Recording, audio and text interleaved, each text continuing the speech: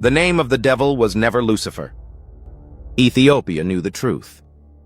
In the winding highlands of Ethiopia, where the clouds wrap around ancient monasteries perched atop mountains like forgotten sentinels of another world, secrets older than time itself lie quietly inked on worn parchment and delicate vellum.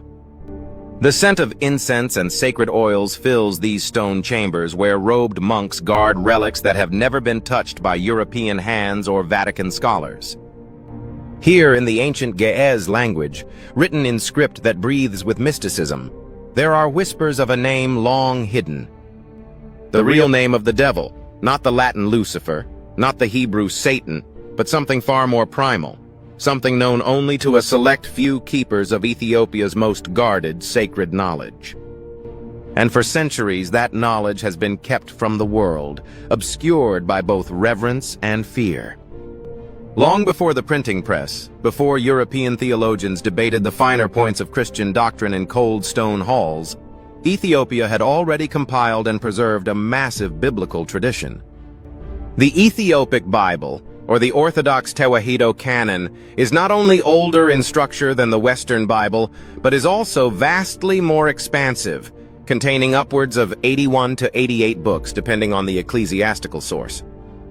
It includes unique texts like Enoch, Jubilees, the Book of the Covenant, and the Book of the Mysteries of Heaven and Earth, among many others. It is in these books, particularly in the mysterious Apocrypha and esoteric scrolls, where the name of the great adversary, the being we call the devil, takes a more haunting and elaborate form. While most of the world became accustomed to the sanitized allegorical version of evil as Lucifer, a Latin interpretation stemming from a mistranslation of the Hebrew word Hellel, meaning morning star, Ethiopia's texts kept an unbroken tradition of ancient Semitic and Afro-Asiatic language and understanding. In the Book of Enoch, preserved in its entirety only in the Ge'ez version and considered canonical by the Ethiopian Church, the devil is not merely an adversary, but a complex entity with a tangled genealogy. He is named as Satanael, Gadriel, Azazel, and even Semjaza, depending on the act committed and the rank held among the fallen. The name Satanael, ending in El, marks him as once being among the Elohim, the divine beings.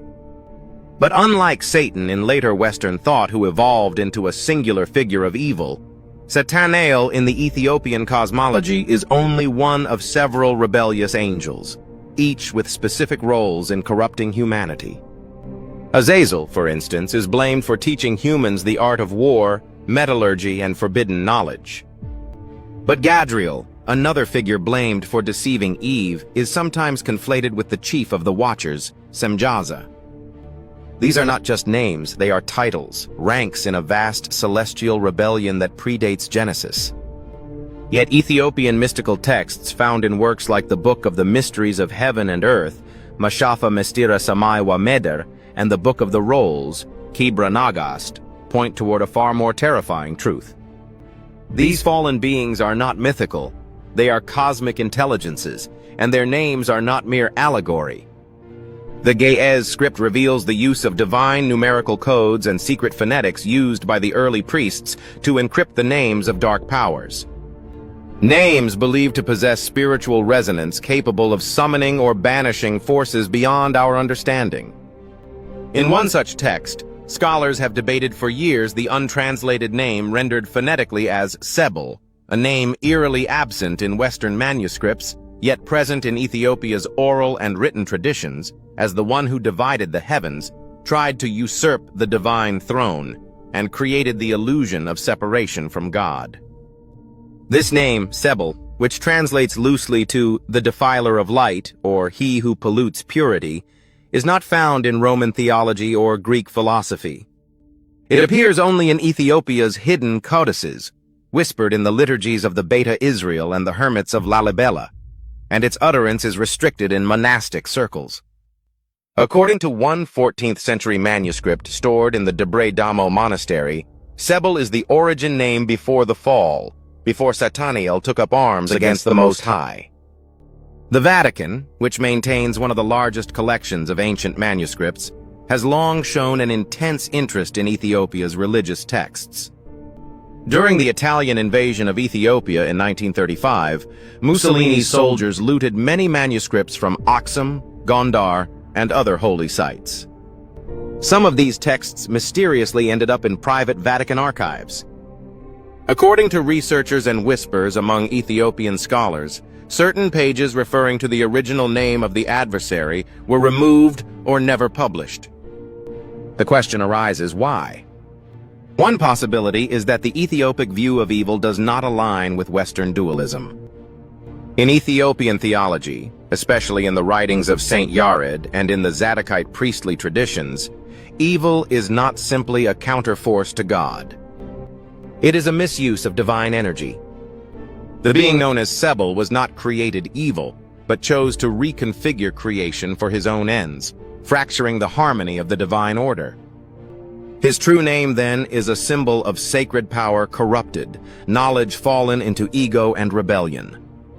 This reframing suggests that the devil is not some external being with horns and pitchfork, but a divine being twisted by self-will, known by a name that resonates not in Greek or Latin, but in the sacred rhythm of ancient Ge'ez, the oldest continuously spoken Semitic language.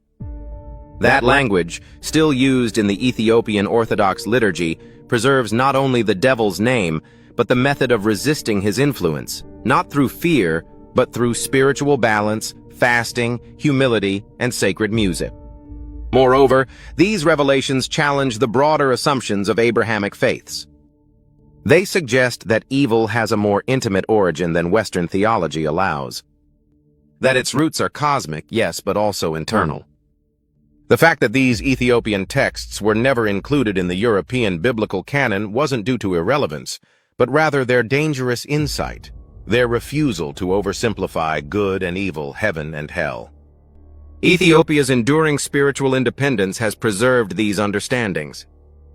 The Zagwe and Solomonic dynasties believed that their royal line was not merely anointed, but custodians of spiritual truth.